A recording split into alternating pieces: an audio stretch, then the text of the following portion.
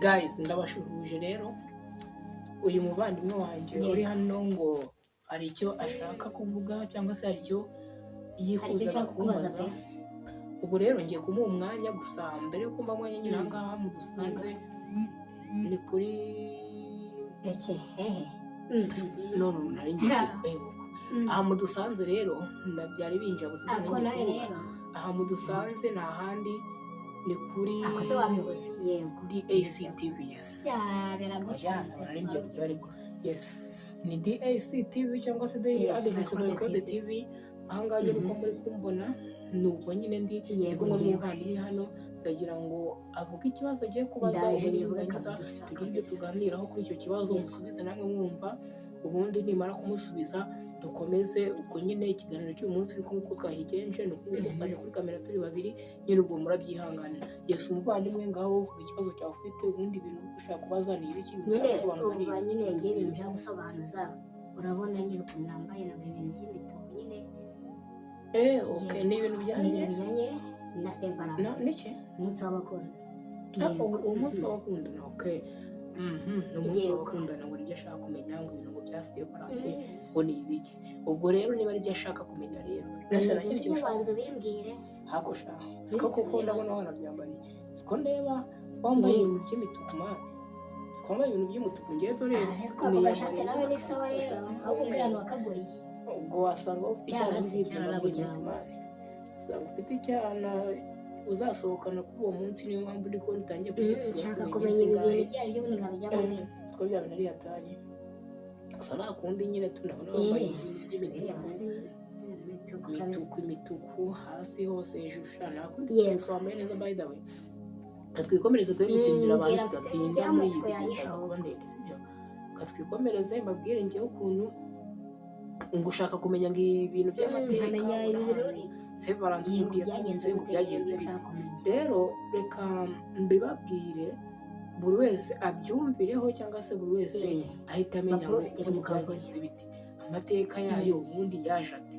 Icyo kintu tugiye kugira gute tugiye kubabwira ubundi ndabakunda cyane cyane.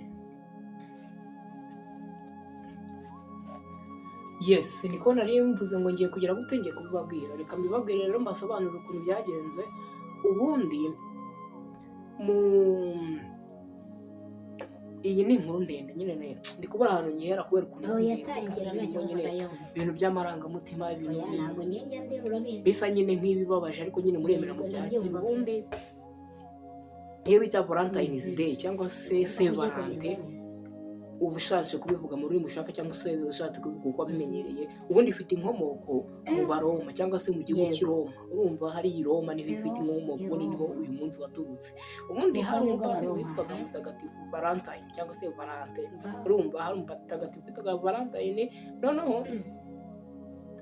ubwo urumva hari mu kinyejana cya gatatu nyuma ya Yesu Kristo. Urumva nyuma y'uko Yesu ku isi urumva batangiye kubaza ngo ari mu kinyejana cya gatatu ari mu myaka ya za 400 kuzamura.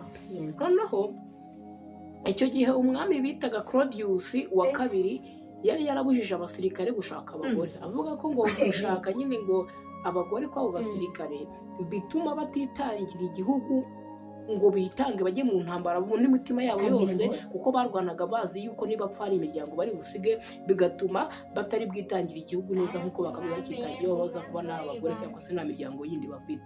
Noneho icyo gihe umwami Claudius yari yarabubujije pe yaragafasha ati wapi. Rero ubwo rero ukuntu byaje kugenda uwo munsi kajya kuvuga Valente uwo mupadiri we ntago yabyemeye ibyo bintu ntabwo yabyumvise ahubwo we ikintu yahise akora yatangiye gushyingira abakundanye rwihishwa. Ibaze nyine bakuyeho ikintu mbese bashyingirwaga nka Yesu nk'uko bivuze bashyingirwaga nka forode hari nk'uko nyine gushyingira kwe cyangwa se gushyingirwa icyo gihe i Roma byari bimeze nko gutwara forode. Yemeze nko gutwara forode yabikoraga mu ibanga gusa nyine we yizeraga ko ukunda ari impano y'Imana nyine nta muntu kugira ngo uko yiboneye. Ngo ibyo byaje kumenyekana nyuma baza kumufata bagera gute baramufunga bamushyira muri gereza. Wumva icyabaye rero muri gereza sasa ari muri gereza arumva yaje kubona umukobwa w'umucungagereza icyo gihe yajyaga aza nyine akaza kuba ari bumugaburira. Noneho umunsi umwe urumva bari bamukatiye igifungo cya burundu, bazagira gute, bazamwica, bazamunyonga. Urumva igihano cyo kwica umuya aho ngaho cyari cyemewe, nicyo bari bamukatiye uwo mupatiri.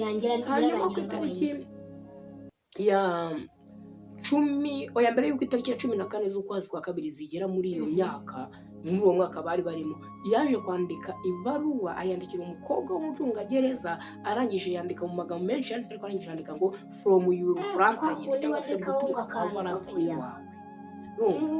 Noneho ku itariki ya 14 Gashyantare Valentine yaje kwicwa, nyuma y'igihe Kiliziya nayo yatangiye kumwibuka nk'ikirango cy'urukundo n'ubwitange. Urumva yatangiye kumwibukayo, urumva ni Kiliziya nyine yatangiye kumwibuka nk'ikirango cy'ubwitange n'urukundo. Nuko rero iyo tariki ya 14 Gashyantare yahindutse umunsi wo kwizihiza urukundo ku isi yose. Ubu rero babona baruso byaturutse, ariko nyine wambaye nyine agashyizeho kugira ngo nze kukubaza nyine nakweretse ko nzaba byaturutse. Nizere ko ngerageje kubyumva, ubwo n'abandi bose bari badukurikiye, nizere ko bisobanukiwe. Uyu munsi rero ntabwo ari uw'abantu bakundana gusa, ahubwo uyu munsi kambabwira ibyawe, cyangwa se ariko kambanze ngere nsozi yagera uraza kuvanya umusibye, uraza kugira ibyo wongeraho uvuga. Ariko icyo mvuga ni uko uyu munsi rero ntabwo ari uw'abantu bakundana gusa, ahubwo ni umunsi w'urukundo rwa nyarwo, umunsi wo kwitanga, umunsi wo kubaha mugenzi wawe, ndetse ni umunsi wo gukundana mu kuri. Urukundo ahantu byaturutse mu kuri. Rero abantu bashaka iyi nkuru, nabivuze mu ncamake ahantu byaturutse, ariko ibintu nabibaje bitangira igitekerezo, nta kuntu twavuga, urumva tugakora episodes nibura zigeze nko muri zingahe zivuga iyi nkuru kuva ku itangiriro uko byagenze, twari dushyiramo nyine ibice by'abantu bagiye bashyingirwa, tugashaka nyine amakuru yose tukayibahereza, kugeza ku munsi Padiri Valentine bagize gute, bamunyongeye. Urumva niyo finali tukamenya niyo bari ubundi hari handitsemo, usibye kuba tuzi ngo from your Valentine, twahita tukamenya ko kana ko kuri finali tukavuga ati ibaruwa yari yanditsemo ibi n'ibi. Ubundi ndabakunda, ngaho gira ibyo ubabwira, igenda amasezerano, nta kindi kintu nongera kuvuga. Arumva nta kindi kintu nongera kuvuga usibye kukubwira ngo babwira ahangaha, babwira ibyo ugomba kubabwira, wongere unabibutse aho tugeze. Ubundi ahangaha turi kamaze mbaryo mperaho, ahangaha turi ni kuri Daily Advice by Credit cyangwa se DAC mu magambo ahinnye, sibyo? Noneho rero niba ukunze iki kiganiro, yes, ahangaha ni kuri Daily Advice. Rero nari mvuze ngo niba ukunze iki kiganiro, ubwo rero ndabakunda, nta kindi kintu ngiye kubifuriza njyewe rero usibye kubifuriza imyiteguro myiza ku bafite uwo bakunda, umva gukundana ntibakundana, ariko ntibibajya gukanda subscribe. Uzahagere mwese mwamaze kwitegura muvuga ngo kanda subscribe muri comment, naho ugira ikintu ushyiramo yewe kamwe muretse kurumva nta wundi mwanya yakongera kumva kandi yavuze ko atongera kuvuga. Umaze kumenya ko byaturutse mu kuri bitandukanye, kanda subscribe aho hasi. Rero mugire gute mu babikunda, ariko banakanda subscribe na like na comment, batubwire n'iyo episode bazishaka. Yego tuzahure. Ciao, ndabakunda.